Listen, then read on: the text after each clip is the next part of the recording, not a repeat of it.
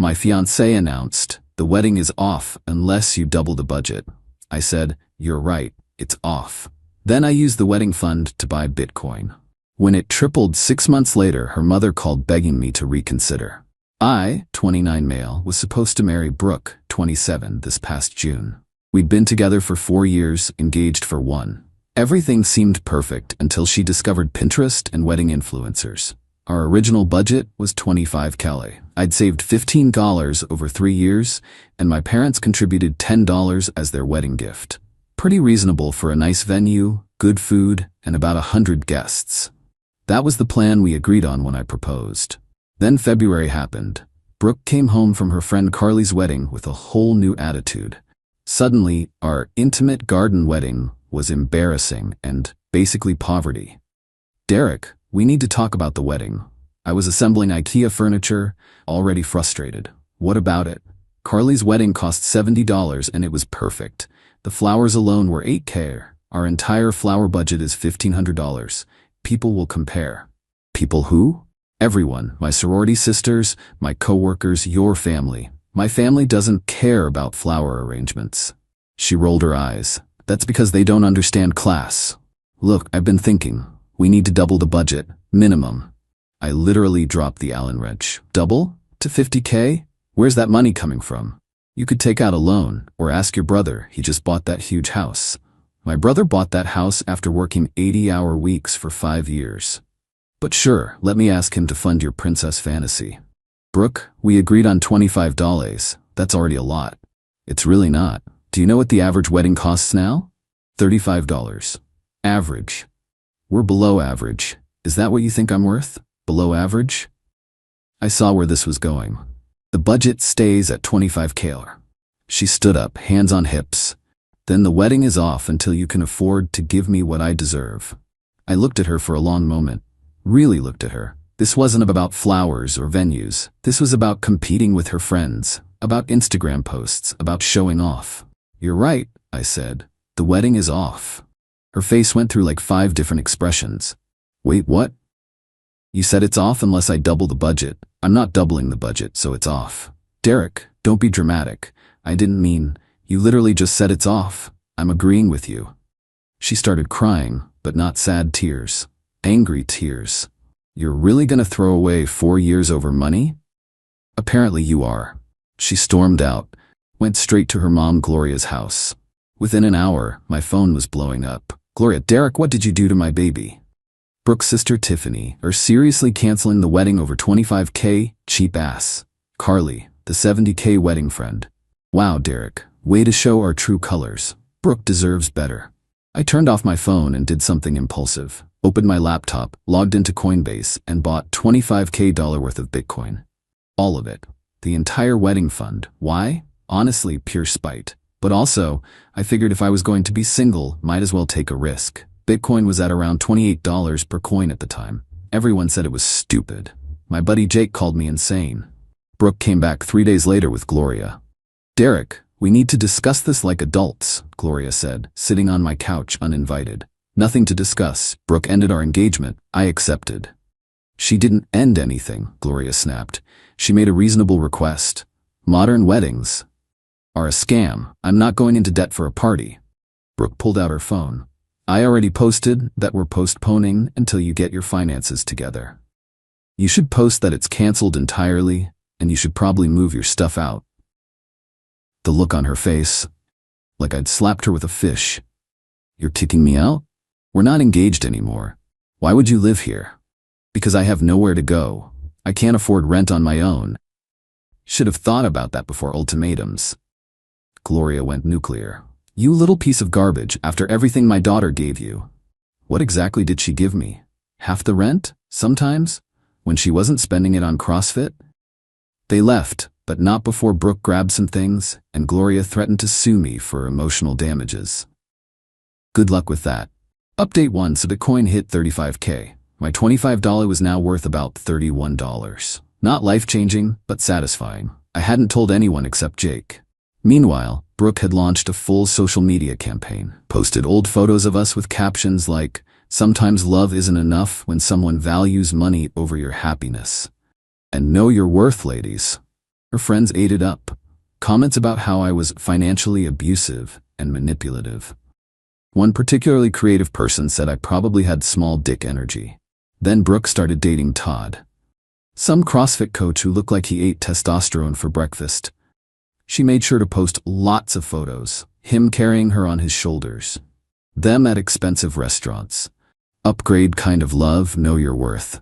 Whatever. I was focused on work and watching my Bitcoin. Then I got an interesting call from our former venue. Mr. Derek?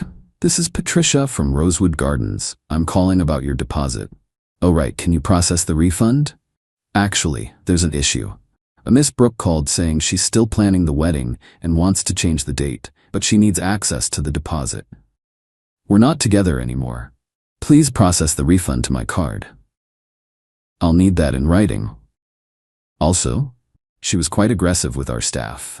We've actually banned her from the property. Apparently, Brooke had shown up demanding they transfer everything to a new date with Todd as the groom. When they said they needed my authorization, she'd thrown a spectacular fit, called them worthless service workers, and threatened to leave bad reviews everywhere. They refunded my $3,000 deposit immediately. But Brooke wasn't done. She started telling people I'd stolen her wedding money, that she'd contributed equally, she'd contributed exactly dollars, that I was holding her inheritance hostage. The inheritance part was especially creative since the only thing she'd inherited from her grandpa was a 1997 Honda Civic with no AC. Then came the extinction burst. Wait, no, that's too predictable. Let me call it what it was, the meltdown. Brooke convinced Todd to confront me at my gym, not my regular gym. I'd switched after we broke up, but somehow she found out where. I was mid-bench press when this roided out dude appeared. You Derek? Kinda busy here, man. I'm Todd, Brooke's boyfriend. I re-racked the weight. Congratulations? You need to give her back her money. What money? The wedding money. She says you stole 30 grand from her. I actually laughed. 30? It was 25, and it was never hers. Don't play games, bro. Be a man and give her what's hers. Tell you what, Todd, show me one receipt, one bank transfer, one piece of evidence she contributed to that fund, and I'll give her every penny. He stood there, probably trying to figure out if he could bench press me through the wall. She doesn't have receipts, but because she never contributed. Anything else? He tried to step closer, intimidate me. A staff member appeared immediately. Everything okay here? This guy's harassing me, I said calmly. He's demanding money his girlfriend claims I owe her. Todd got escorted out, banned from that gym too. Brooke was really building a reputation. Update 2, Bitcoin crashed to 22K. My 25K was now worth about 19.5K. Not great, not terrible, I held. Brooke and Todd's relationship imploded. Turns out Mr. Testosterone was also giving private training sessions to 3 other women, very private, very naked. Brooke showed up at my apartment at 11 p.m. on a Wednesday, drunk. Derek, I know you're in there. I called the cops. Told them my ex was outside drunk and I was concerned for her safety. They took her home to Gloria's, but not before she'd thrown up in my building's lobby. The building manager was thrilled. Next morning, Gloria called from a number I didn't recognize. You called the police on Brooke? She was drunk and trespassing. She was trying to apologize. At 11 p.m.? Drunk? Screaming? You ruined her life. She could have had Todd, but she was hung up on you. Todd who was cheating on her. That's not, how did you? She needed closure. She got closure when she ended our engagement over flower budgets. Gloria's next move was fascinating. She called my mom. My mom, bless her, is not one to mess with. Former Marine, current no nonsense. Mom called me. Gloria just spent 40 minutes crying about how you're ruining Brooke's life. Want me to handle this? What did you say? That Brooke made her choice and choices have consequences. Then Gloria called me a bitter old woman who raised a failure. Oh no. Oh yes, I've got her number now, and her Facebook, and her husband's work email. Mom, please don't. Already done. Sent Harold their whole family's Instagram history. All those posts about you being cheap and abusive. He wasn't aware his wife and daughter were harassing my son online. Harold, Gloria's husband, was apparently not aware of any of this. He'd been traveling for work, thought the wedding was postponed for compatibility evaluation or something. He was not happy. Update 3. Bitcoin hit 52K. My 25K investment? now worth approximately $46. I woke up to 18 missed calls from Gloria, not Brooke. Gloria. The voicemails were something. Derek, sweetheart, it's Gloria. I think we got off on the wrong foot. Derek, please call me back. Brooke is devastated. Derek, we heard about your investment success. Congratulations. Brooke would love to celebrate with you. Derek, you selfish prick, call me back. Then Brooke started texting from different numbers. Hey, heard you did well with crypto. Good for you. We should talk. I've grown a lot. I always believed in us. The wedding stuff was just stress. Please? One coffee? I know you're reading these. Todd meant nothing. You won. Are you happy? I'm miserable. My therapist says I was wrong. I know about the Bitcoin, Derek. How did they know? Jake's girlfriend Bailey worked with Brooke's friend Carly. Jake mentioned it to Bailey. Bailey mentioned it to Carly. Carly immediately called Brooke. The campaign began immediately. First, Brooke created a whole Instagram post about the one who got away with our old photos. Tagged me in it. Her caption was a masterpiece of manipulation. Sometimes you don't realize what you have until it's gone. Derek, you were right about everything. I let material things cloud my judgment. You tried to build a future while I was planning a party. Please forgive me. Second chances, growth mindset, love wins. The comments were hilarious.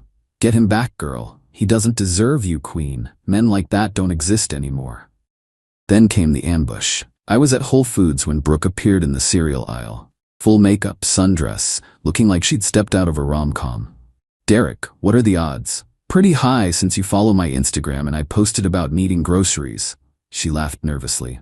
Okay, you got me. I needed to see you. Why? Because I made the biggest mistake of my life. An older woman stopped to watch. Brooke knew she had an audience. I was stupid and shallow, and I lost the best thing that ever happened to me. The best thing that ever happened to you is currently worth $46. The older woman gasped. Brooke's face cracked for just a second. I don't care about the money. Really? Then you won't mind that I'm planning to hold it long term. Maybe 5 years. Could be worth nothing by then. I don't care. I want you. No thanks. I left her there. The older woman said something to her, but I didn't catch it. That night, Gloria showed up. With Harold and a bottle of wine. We come in peace, Harold said, looking exhausted. I didn't let them in, but I stood in my doorway. Gloria launched into a speech. Derek, I've been a terrible future mother-in-law. I pushed Brooke to want things that didn't matter. I filled her head with nonsense about fairy tale weddings. It's my fault, but you two are meant to be together. We're really not. Harold finally spoke. Cut the crap, Gloria. Derek, she wants the Bitcoin money. She's calculated that if you got married, she'd be entitled to half in a divorce. Her sister's boyfriend is a paralegal and gave her the idea. Gloria turned red. Harold, what? Kid deserves the truth. They think if they can get you back for just a few months, get married quick, she can divorce you and take half. I looked at Gloria. Is that true? She couldn't even look at me. It's not. We just thought. Get the hell away from my home. Harold dragged her away. Sorry, kid. I tried to talk sense into them. Good luck. Update 4. Bitcoin dipped to 48K, but I held. Still way up from my initial investment. Brooke's plan had failed, but she wasn't done. She started a GoFundMe. I kid you not. The title, Help Me Rebuild After Financial Abuse. The description claimed I'd manipulated her into giving up her life savings for a wedding, then stole it all to gamble on cryptocurrency. She raised $73 from 3 people. One was her mom. But here's where it gets interesting. Remember how I said Brooke was bad with money? Turns out she owed quite a bit in credit card debt. Like $18, quite a bit. Gloria had been making minimum payments for her. When Harold found out about the GoFundMe, he cut them both off. Completely. No more credit card payments, no more phone plan, no more car insurance. Brooke had to move back in with them and get a second job at Target. She lasted 3 days before quitting because working retail is beneath me. Then Tiffany, Brooke's sister, reached out to me privately. Derek, I'm sorry about all this. Brooke's lost it. She keeps saying you two are destined and the universe will bring you back together. That's concerning. It gets worse. She's been driving by your place.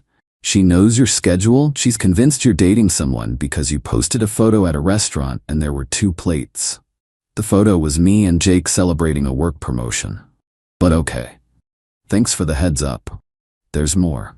She applied for a loan to invest in crypto, because if Derek can do it, it must be easy. She got denied and blamed you for gatekeeping financial information. I installed a security camera the next day. Good thing too. Caught Brooke trying to stick something under my door at 3 a.m. It was a 10-page letter about our cosmic connection and how she'd consulted a psychic who said we were twin flames. The psychic cost $300, money she borrowed from Carly. Speaking of Carly, she called me from Brooke's phone. Derek, Brooke needs closure. She got closure when she ended things. No, real closure. She can't move on. That's not my problem. Wow, you really are cold. She was right about you. I thought she said I was her twin flame? That's what I thought. The calls stopped for about a week. Then I got a LinkedIn message from Brooke's dad, Harold. Kid, thought you should know. Gloria and Brooke are planning something. Overheard them talking about your company's HR department. Be careful. Sure enough, 2 days later I got called into HR. Derek, we received a complaint about you harassing a former partner. My stomach dropped. What? A Miss Brooke submitted screenshots of texts she claims are from you. They showed me the texts, completely fabricated. Stuff like, you'll never find anyone better than me, and I own you, and other psycho crap I'd never write. These are fake. I haven't contacted Brooke since we broke up. Check the phone numbers. They did. The numbers didn't match mine. HR dismissed it immediately, but documented everything in case she escalated. She did. Next, she contacted 3 of my exes, found them through Facebook, told them I was dangerous and financially manipulative, and tried to get them to make complaints. All 3 contacted me immediately. My ex Rachel actually sent me screenshots of Brooke offering her $500 to share her story about me. Rachel's response, Derek's the most boring, stable guy I know. We broke up because he wanted to stay in and play board games every Friday. Try again. Thanks, I think. Final update. Bitcoin hit $51. Hey, I sold half my position, walked away with $23 in profit after taxes, kept the rest riding, used some of the profit to pay off my car, put the rest in boring index funds, like the boring, stable guy I am. Then the news broke. Brooke had started dating someone new, Roger, a 58-year-old divorced dentist she met at her temp job at a dental office. But here's the kicker. She told him she was 23, and that she was a social media consultant, taking a break from her exhausting career, and that she'd never been engaged before. Roger was smitten, started talking about marriage after 3 weeks. Brooke was posting about her mature king and how age is just a number when souls connect. Gloria was thrilled, posted constantly about how Brooke had found a real provider and someone who knows her worth. Then Roger's adult daughter found Brooke's old Instagram posts, all of them. The ones about me. The wedding planning. The whole timeline of crazy. She hired a private investigator, found out about the debt, the failed manipulation attempts, even the fake HR complaint. Roger dumped Brooke at Olive Garden. During the unlimited breadsticks, our mutual friend Amy was their server and heard everything. Brooke threw breadsticks at him. Got banned from Olive Garden. The breadstick incident became legendary in our friend group. Gloria called me one last time. I hope you're happy. You've ruined my daughter's life. Gloria, I haven't spoken to Brooke in months. How is this my fault? If you just married her, she'd have divorced me for half my assets. Harold told me the plan. Silence. She's destroyed her reputation, Derek. No one will date her. Maybe she should work on herself instead of trying to trap men into marriage. You put ideas in her head about money. I literally tried to have a reasonable $25 wedding. She's the one who demanded double. That Bitcoin money should have been your wedding. It was my money, from my savings, for a wedding she canceled. She hung up. Last I heard, Brooke's working at a call center, still living with her parents. Gloria and Harold are in marriage counseling. Tiffany won't speak to any of them. The CrossFit gym banned her for harassing Todd's new girlfriend. Roger is dating someone age-appropriate. Carly never got her $300 back. As for me, I'm good. Still holding some Bitcoin. Still boring and stable. Started dating Amber, a software engineer who thinks expensive weddings are stupid and wants to elope in Vegas, ironically. My mom sent Gloria a Christmas card with a photo of me looking happy. Petty? Yes. Do I care? No. To everyone saying I should have just given Brooke another chance. Why? She showed me who she really was. When someone tells you they value Instagram photos over your financial future, believe them. To those saying I'm the villain, I kept my own money and refused to be manipulated. If that makes me evil, I'll wear the badge proudly. And to Brooke, since I know you're still stalking my socials, Bitcoin's at 60K now. My remaining position is doing great. How's Roger? Oh wait. Edit, stop asking for Brooke's Instagram. Let's not go there. Edit 2. To the person who found the Olive Garden incident on TikTok and sent it to me, you're a legend. Roger really did duck when the breadsticks started flying. Edit 3. Harold reached out to apologize for everything. We actually grab beers sometimes now. He's a good dude stuck in a bad situation. He's secretly proud I didn't cave to their demands.